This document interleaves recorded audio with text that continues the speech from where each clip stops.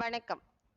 விரிந்த பார்வையின் இன்றைய காலை நேர செய்திச் சுருக்கம் வாசிப்பவர் சூர்யா தேவி.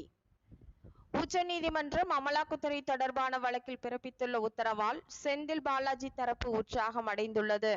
விரைவில் செந்தில் பாலாஜிக்கு ஜாமீன் வழங்கப்படலாம் என எதிர்பார்ப்பு எழுந்துள்ளது. கடந்த ஓராண்டுக்கு மேலாக சிறையில் இருக்கும் செந்தில் பாலாஜி ஜாமீனில் வெளிவருவார் என திமுகவினர் எதிர்பார்த்து வருகின்றனர்.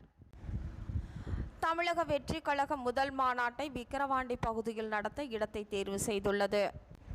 இதனை அடுத்து தமிழக வெற்றி கழக பொதுச் செயலாளர் புசி ஆனந்த் மற்றும் மாவட்ட தலைவர்கள் விழுப்புரம் மாவட்ட கண்காணிப்பாளர் அலுவலகத்தில் ஏடிஎஸ்பி திருமாலிடம் நேரில் சந்தித்து விக்கிரவாண்டி பகுதியில் 23ஆம் தேதி மாநாடு நடத்த அனுமதி பெற தமிழக வெற்றி கழகம் கட்சியின் கொடியில் இடம்பெற்றுள்ள யானை சின்னம் சர்ச்சையை ஏற்படுத்தியுள்ளது.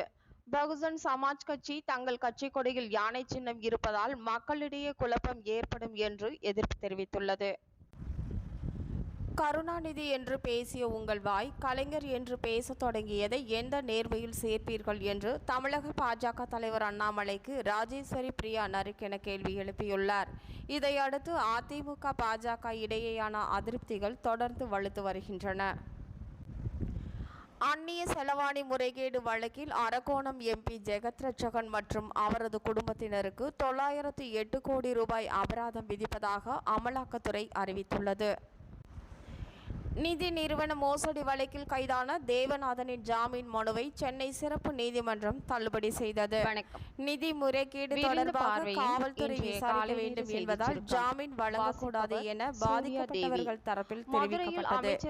இந்நிலையில் தேவநாதன் உட்பட 3 பேரின் ஜாமீன் மனுக்களை தள்ளுபடி செய்து சென்னை சிறப்பு நீதிமன்றம் உத்தரவிட்டுள்ளது. இத்துடன் இன்றைய செய்திச் சுருக்கம் நிறைவு பெறுகிறது. நன்றி.